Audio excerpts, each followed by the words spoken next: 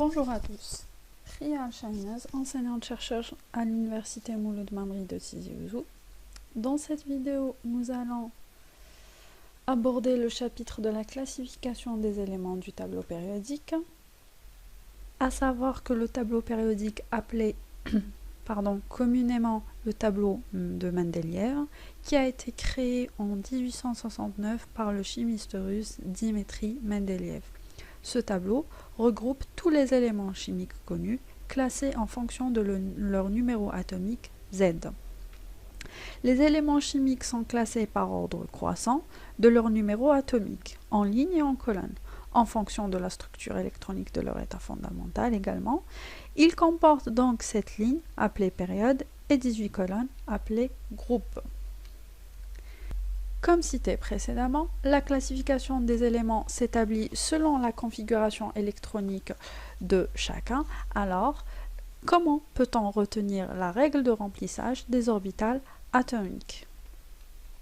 Dans ce cas, il suffit juste d'établir la règle de Kleczewski selon le schéma suivant, en établissant 7 lignes représentant les niveaux énergétiques suivies des orbitales atomiques sp, d, f, tout en suivant l'ordre des flèches représentées sur la figure. Ainsi, on aura pour chaque atome 1s, 2s, 2p, 3s, 3p, 4s, etc. jusqu'au 7p. Passons maintenant à la composition du tableau périodique. Il faut savoir qu'il est divisé en 4 blocs, donc le bloc S, le bloc P, bloc D et bloc F. Ainsi, chaque bloc contient une famille d'éléments. En effet, on retrouve dans le bloc S la famille des alcalins et alcalinotéreux qui composent la première et la deuxième colonne respectivement. Ils sont des métaux monoatomiques, de très bons réducteurs et forment des cations chargés 1+ et 2+. Le bloc P, quant à lui, contient de nombreuses familles, à savoir les halogènes ou encore les gaz rares. Les gaz rares constituent la 18e colonne du tableau périodique, donc la dernière, considérant comme étant des gaz inertes. Le bloc D contient les éléments de transition, donc de très bons réducteurs de plusieurs cations, et peuvent être chargés également 2+, 3+ ou 4+. Le bloc F, quant à lui, contient les lanthanides. Suite à ça, il est important de savoir que ce sont les électrons de valence qui déterminent la réactivité.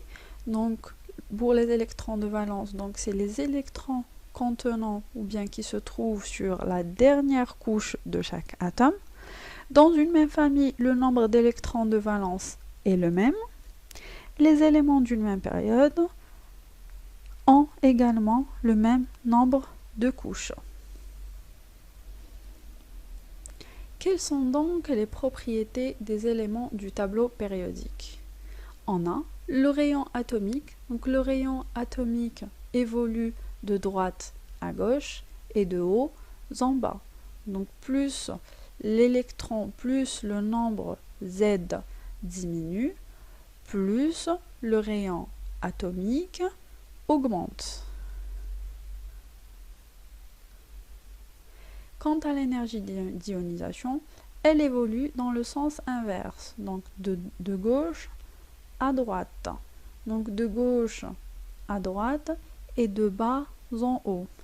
Il est de même pour l'énergie d'ionisation. Elle évolue dans le même sens que pour l'électronégativité.